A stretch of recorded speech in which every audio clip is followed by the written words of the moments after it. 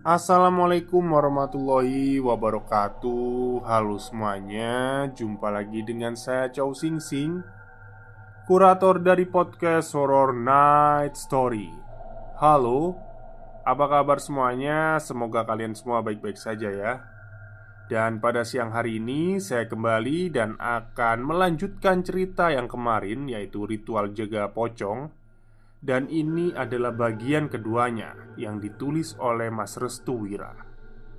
Jadi kemarin ada ini ya, komentar lah ya, kok terlalu banyak basa-basi atau apa itu. Sebenarnya saya ini cerita mengikuti naskah ya. Jadi ya memang namanya cerita horor kan nggak ada yang langsung ke intinya, ada yang ya kita ini dulu lah, membangun klimaks dulu kayak gitu kan, nggak bisa lah langsung kayak gitu. Oke, dan di bagian kedua ini saya bisa menjamin ada sudah ini ya, sudah menemui titik klimaksnya lah. Udah agak naik ini, jadi udah ada serem-seremnya lah ya. Oke, daripada kita berlama-lama, mari kita simak ceritanya.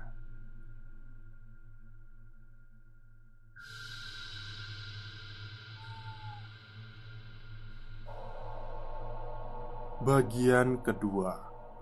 Simbah datang lagi. Simbah Uti segera membawaku keluar dari tempat itu.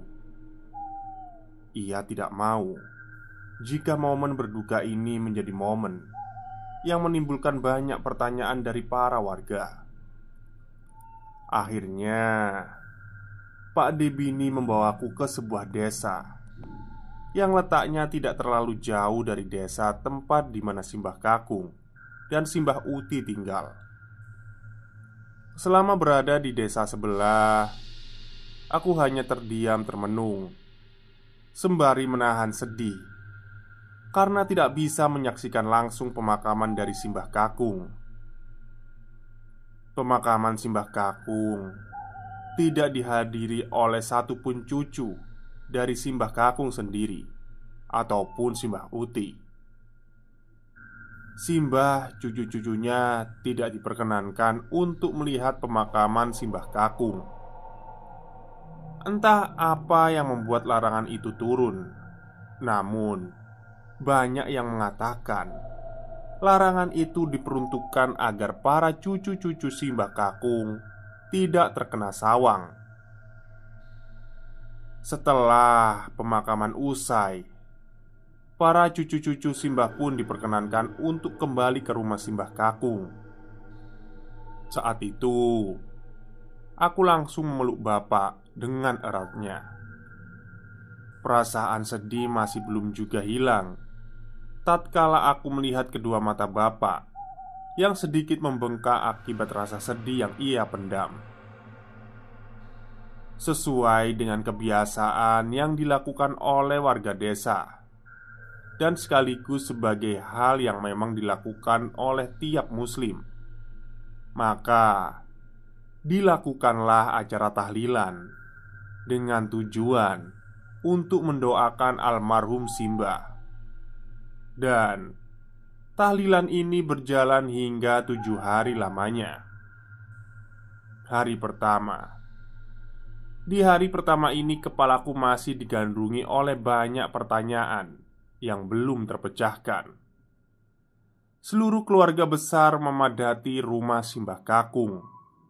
Mereka saling membicarakan terkait kejadian di waktu pagi yang sempat membuat heboh para warga dan juga keluarga besar saat aku melihat sosok Simbah Kakung sedang terduduk di sebelah jenazahnya yang direbahkan di atas amben atau ranjang.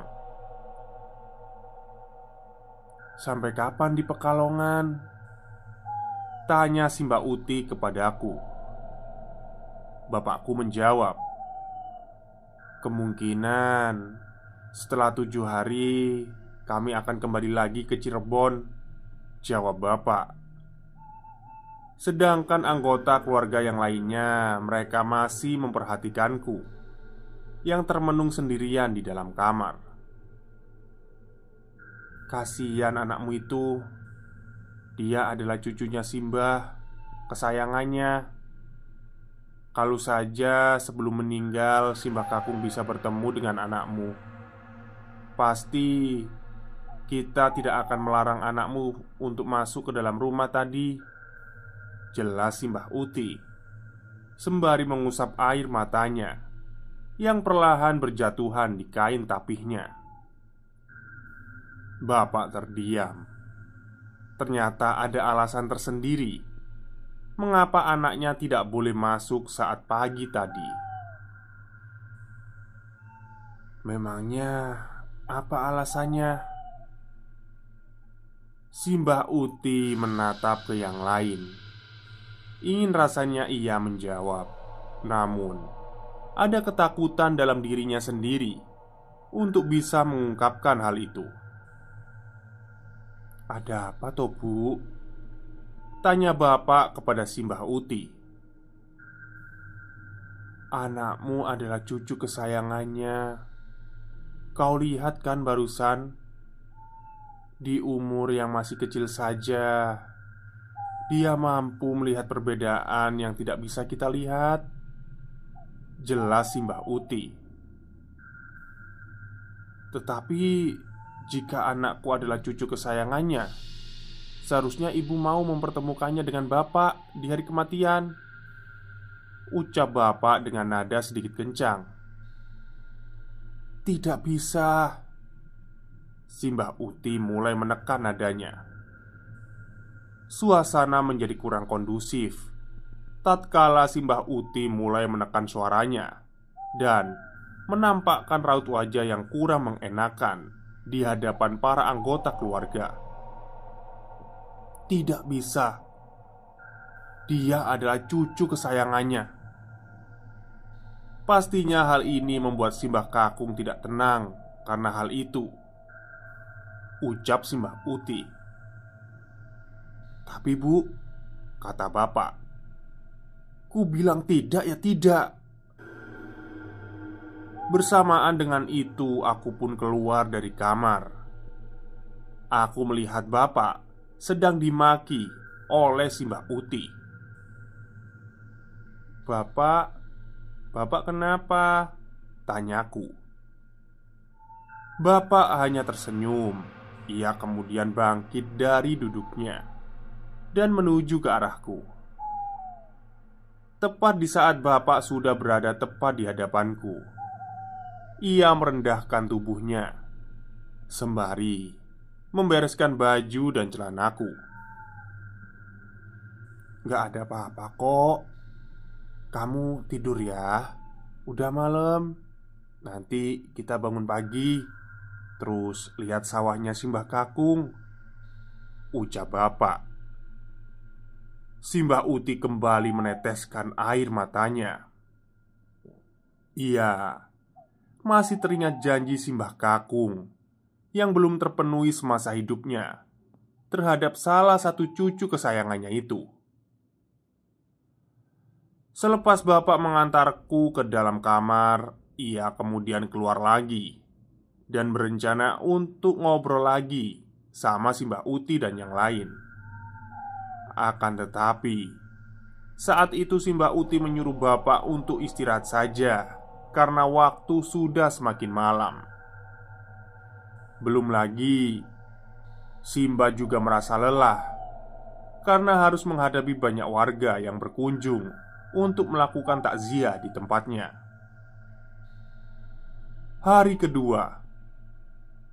Di hari kedua, bapak mengajakku untuk bermain ke sawah milik Simbah Kakung. Namun, aku menolaknya dengan halus. Aku rasa jika pergi ke sana bukan dengan orang yang tepat, suasana akan menjadi berbeda. Alhasil, bapak pun memintaku untuk diam diri di dalam rumah dan bermain di sekitarannya. Sebenarnya bapak tidak ingin jika aku terlalu berlarut-larut dalam kesedihan. Aku mencoba untuk menghiburku dengan membelikan makanan dan mainan. Namun semuanya tidak berdampak kepadaku. Setiap waktunya aku selalu memandangi langit, sembari mengingat perkataan dari Simbah Kakung. Aku ingat betul saat Simbah Kakung mengatakan jika langit di Pekalongan sangatlah indah. Belum lagi kondisi desa yang masih minim akan kendaraan membuat udara di desa menjadi sangat sejuk. Gimana?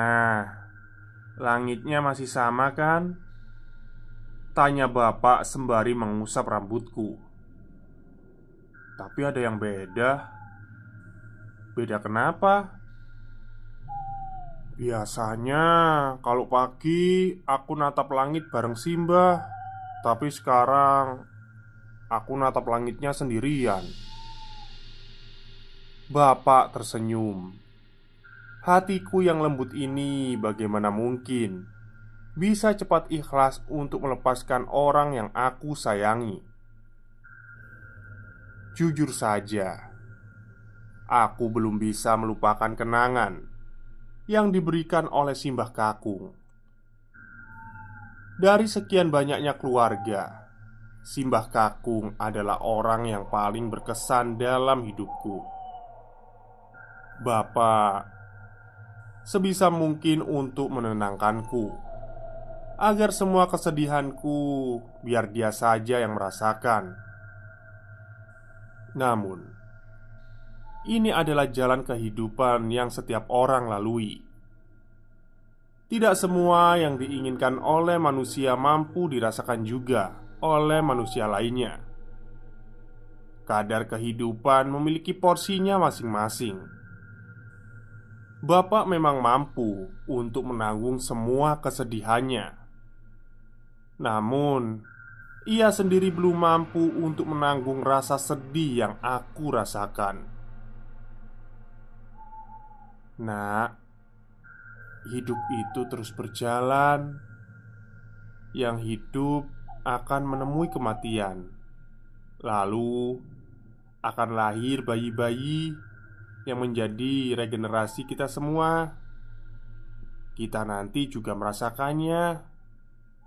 Ada waktu tersendiri untuk kita agar bisa merasakan seperti apa yang dirasakan oleh Simbah Kakung.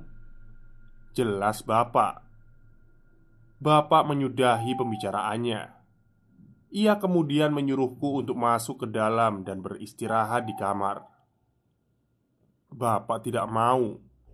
Gara-gara aku terlalu memikirkan hal-hal yang memberatkan, tubuhku nantinya jadi sakit. Lebih baik Bapak memintaku untuk istirahat saja, agar mampu membuang secara perlahan beban kesedihan itu.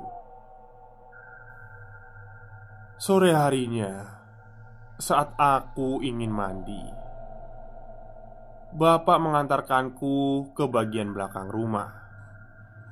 Kebetulan rumah milik Simbah Kakung dan juga Simbah Uti ini dikelilingi oleh pepohonan, termasuk di bagian belakang rumah yang penuh dengan pepohonan pisang. Dan tempat favoritku untuk mandi biasanya ada di kendi yang biasa digunakan juga oleh Simbah untuk mandi. Alasannya sederhana. Air di kendi lumayan dingin dan menyehatkan menurut Bapak. Terlebih lagi baik untuk tubuhku yang masih dalam masa pertumbuhan. Bapak pun menyiramkan air ke tubuhku secara perlahan. Biasanya semasa Simbah Kakung masih hidup, Simbah Kakunglah yang menyiramiku saat aku mandi. "Pak, dingin," ucapku. Aku mengucek kedua mataku karena air yang disiramkan oleh Bapak terkena bagian mataku. Ya, tidak perih memang. Namun, dinginnya air itu membuat mataku kelilipan. Perlahan aku menatap ke arah pepohonan pisang, sembari mengucek-ucek kedua mataku.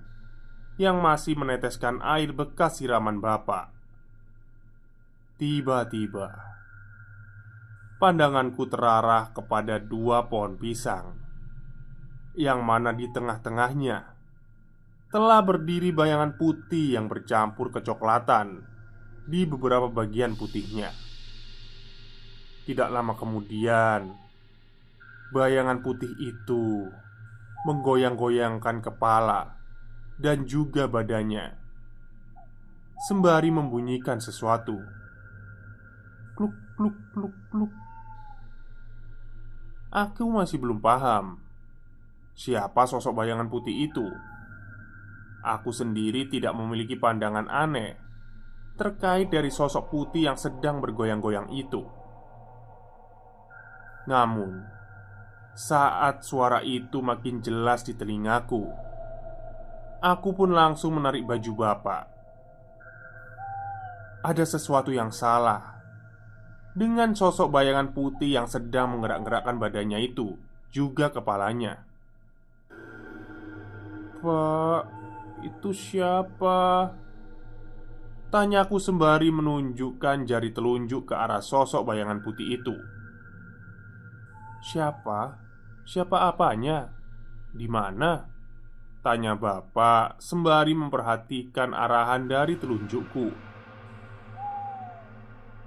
"Itu pak, di dekat pohon pisang itu."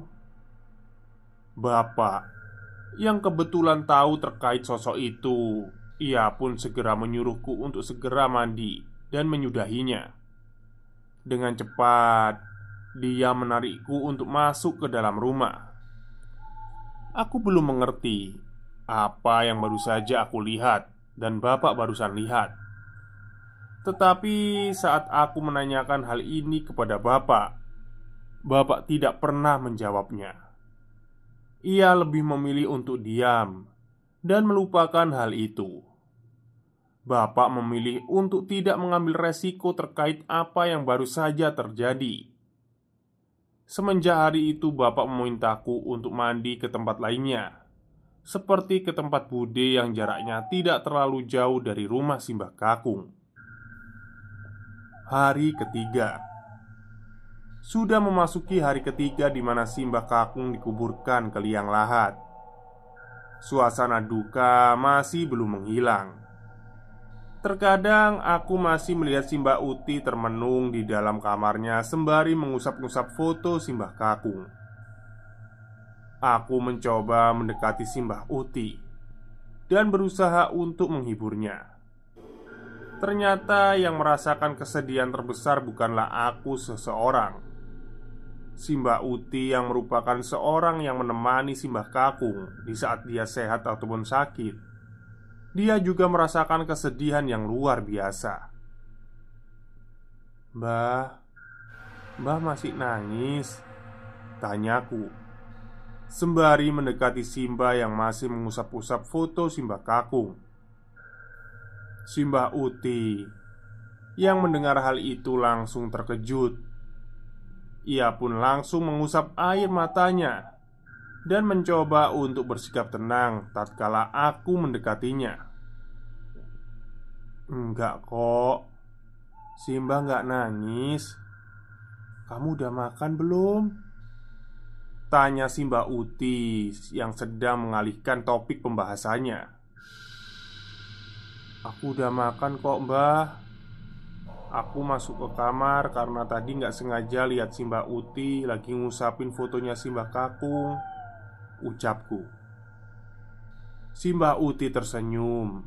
Ia tahu kepedulianku sudah dilatih sejak dini. Ia sangat bersyukur karena memiliki seorang cucu yang memiliki perhatian dengan keadaannya. "Pantas saja Simbah Kakung sayang sama kamu. Hatimu lembut sekali, Nak. Kamu pasti bisa jadi awan seperti apa yang dikatakan oleh Simbah Kakung," ucap Simbah Uti sembari melebarkan kedua tangannya dan membiarkanku untuk memeluknya. "Simbah Uti jangan nangis lagi ya. Iya, Simba nggak akan nangis lagi kok. Selesai menenangkan Simba Uti, aku pun pamit untuk keluar. Niatku adalah ingin bermain di luar. Aku sudah mulai mendamaikan diri sendiri agar bisa lebih tenang dan melupakan kesedihan yang masih saja terekam dalam pikiranku. Akhirnya, aku pun melampiaskannya dengan cara bermain dengan anak-anak warga di desa itu. Namun, sebelum aku keluar rumah, entah kenapa batinku ingin sekali menyuruhku agar melewati kamar milik Simbah Kakung. Sewaktu aku mulai melewati kamar Simbah Kakung, aku melihat ada seserahan yang isinya seperti jajanan pasar dan kopi hitam tepat di depan kamar Simbah Kakung. Aku tidak tahu apa maksud dari ini semua. Pikirku ini adalah hal-hal yang lumrah yang biasa dilakukan oleh orang-orang desa untuk menghormati orang yang sudah meninggal dunia. Sehingga aku tidak memiliki pemikiran jika hal-hal itu adalah hal-hal yang menimbulkan kekacauan di dalam rumah itu sendiri. Saat dimana aku melewati kamar itu, tiba-tiba aku mendengar suara orang batuk dari kamar Simbah Kakung.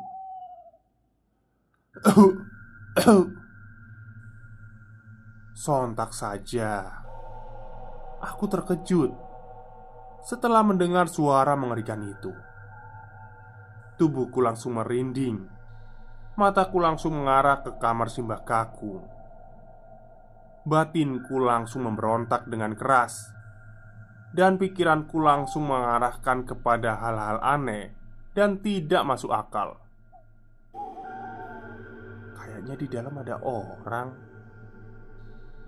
Aku mencoba mendekatkan diri ke pintu kamar Simbah Kakung dan menempelkan daun telingaku di pintu.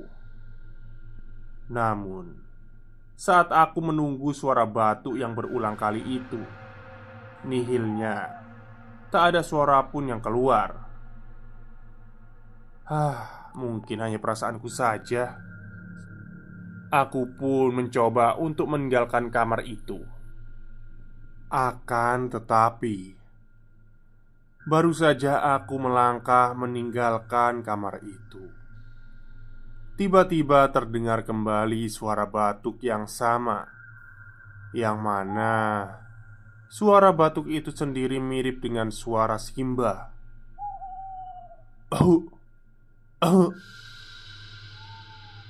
Aku pun kembali lagi ke kamar dan melakukan hal yang sama, yaitu meninggalkan daun telingaku ke arah pintu kamar milik Simbah Kakung.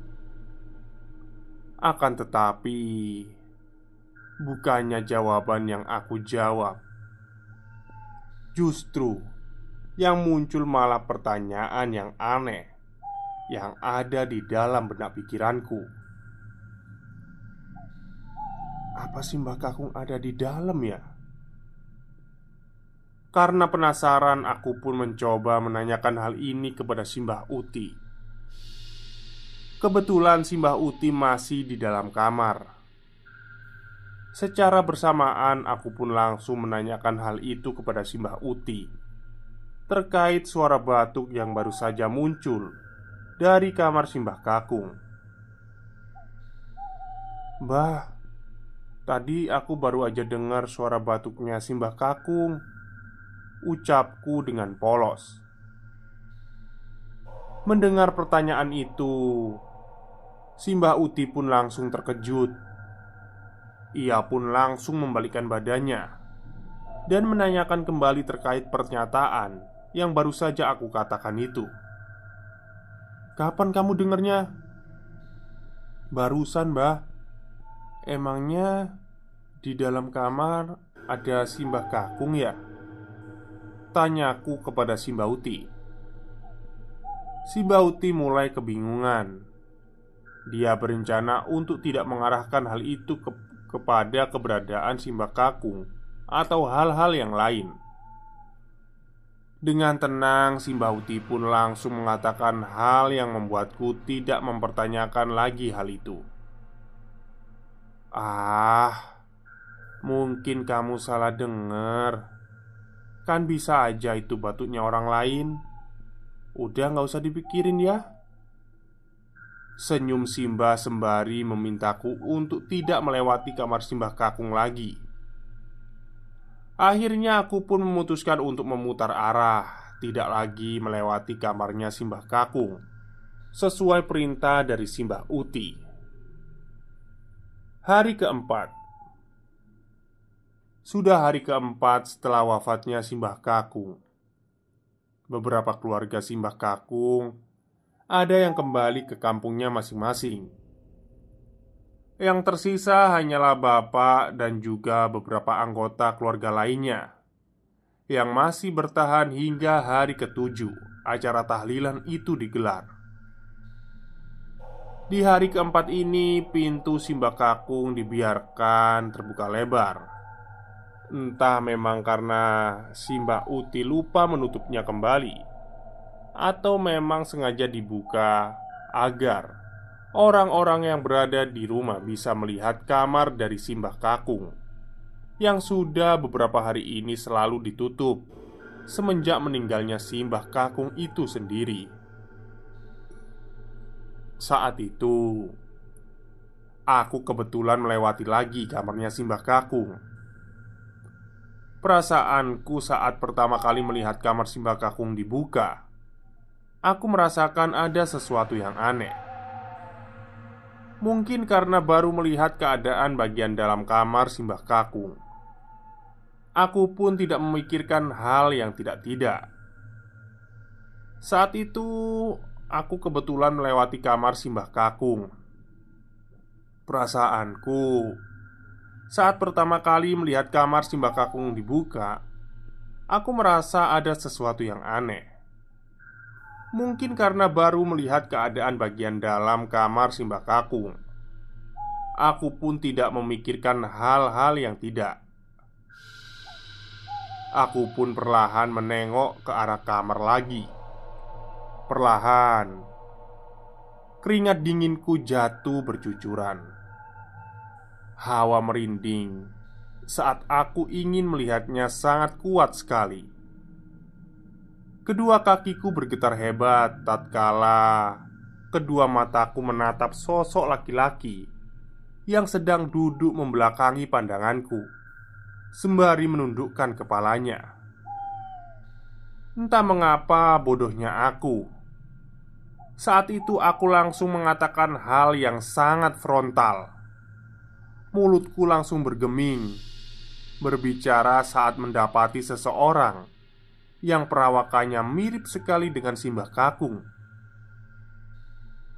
"Simbah," ucapku secara perlahan. Perlahan aku menggerakkan sekuat tenaga kedua kakiku. Aku mencoba dan berusaha keras untuk meninggalkan tempat itu. Aku yakin dengan seyakin-yakinnya sosok laki-laki yang perawakannya mirip dengan Simbah Kakung itu memang nyatanya itu adalah Simbah Kakung. Namun, jika Simbah Kakung kembali ke rumah, apa yang sebenarnya yang ia cari? Apakah ada sesuatu yang belum selesai di alam dunianya sehingga ia datang kembali untuk menyelesaikannya? Di hari kelima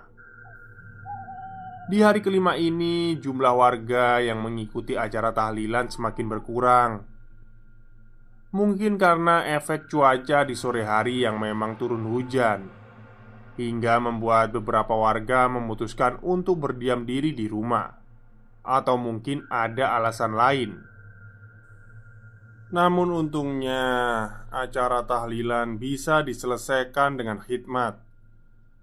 Si Mbak Uti juga mengucapkan terima kasih banyak kepada Ustadz yang memimpin tahlil karena mampu konsisten untuk memimpin tahlil walau acara sedang kurang baik. Selesai acara tahlilan, aku meminta kepada si Mbak Uti untuk tidur bersama bapak di luar kamar.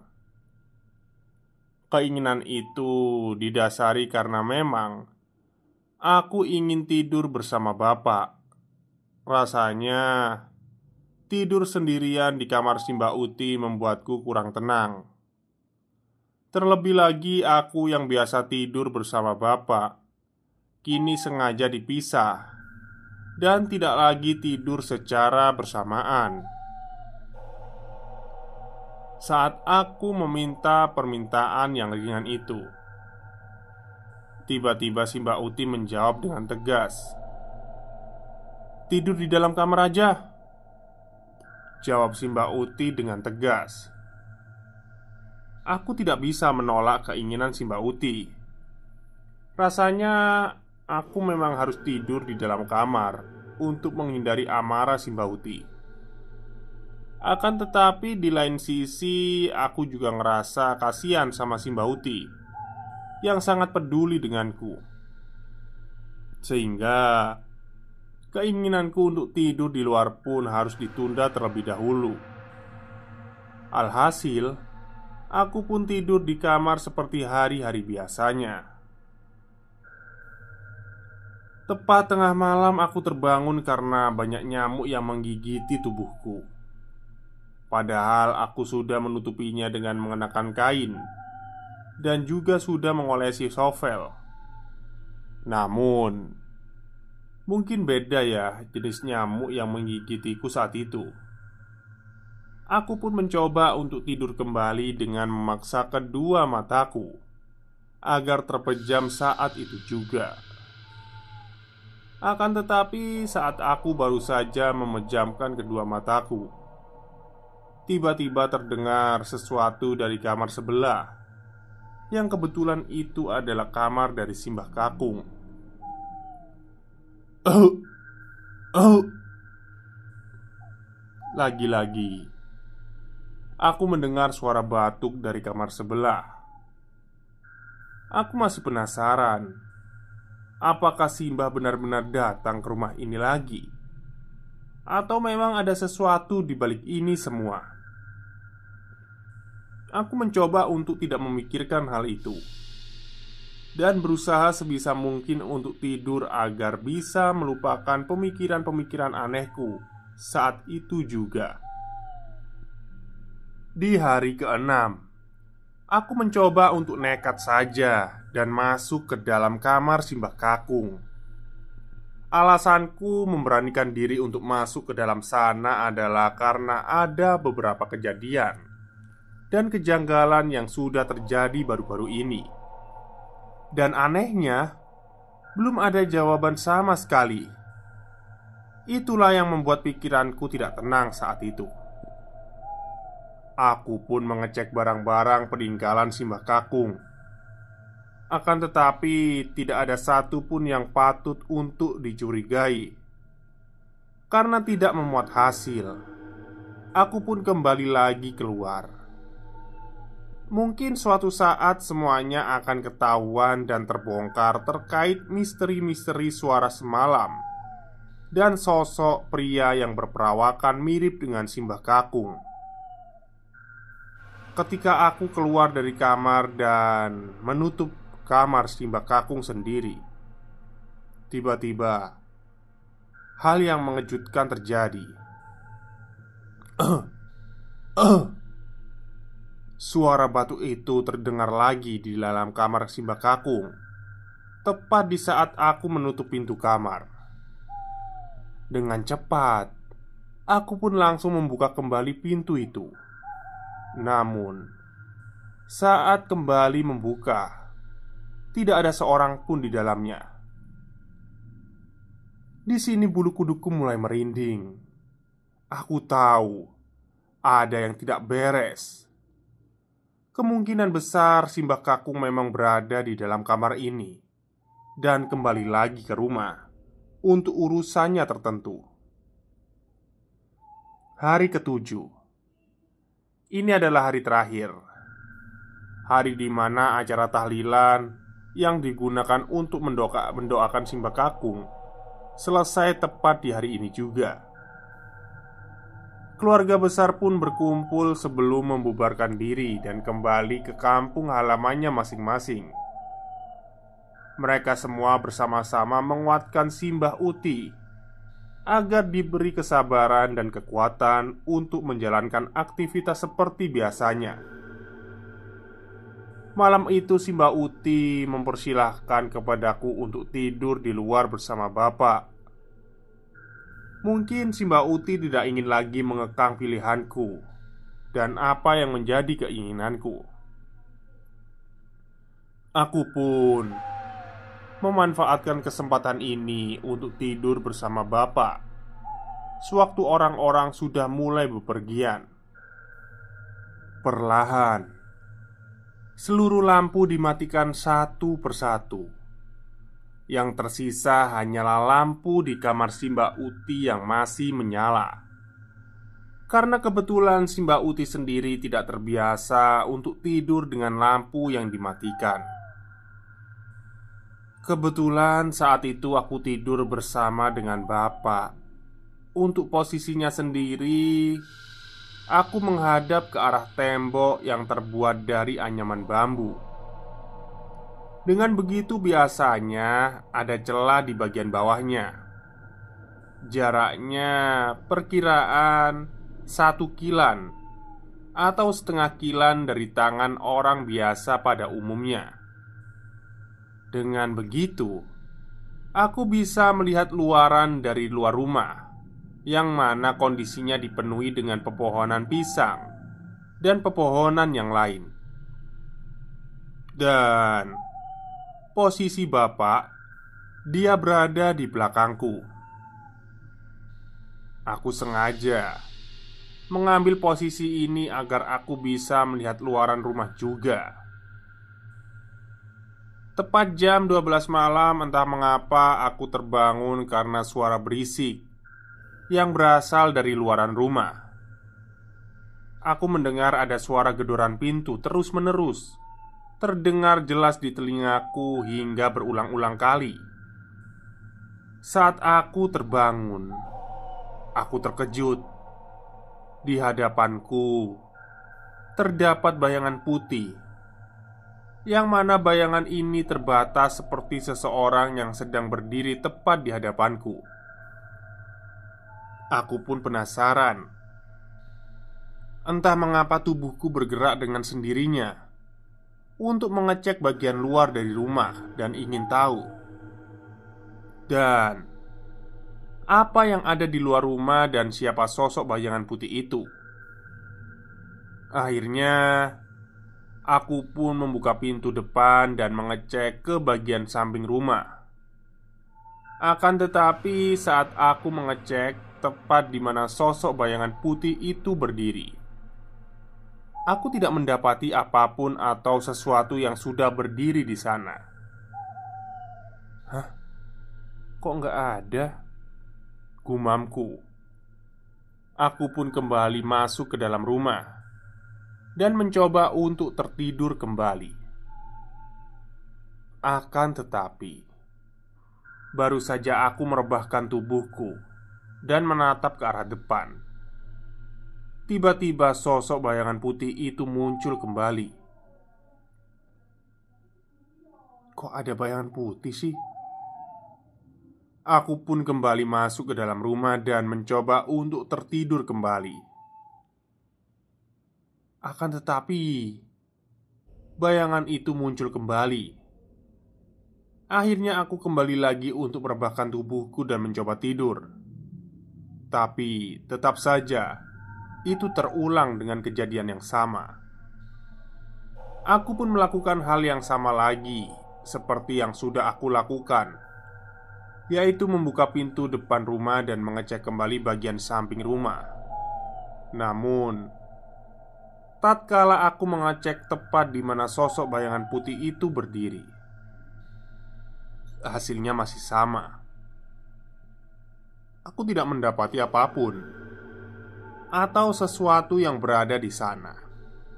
Dan yang terakhir kalinya saat aku mencoba untuk merebahkan tubuhku sembari memejamkan mata, tiba-tiba aku mencium bau busuk yang baunya seperti bau bangkai mayit yang baru saja diangkat dari kuburan.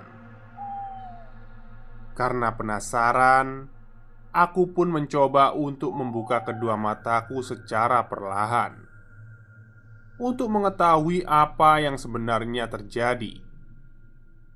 Tatkala aku membuka kedua mata, tiba-tiba hal yang mengerikan terjadi.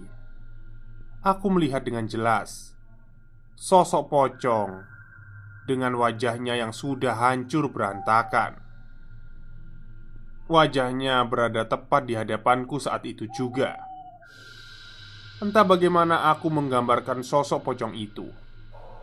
Yang pasti, ini adalah pertama kalinya aku melihat sosok pocong dengan rupa yang sangat menyeramkan.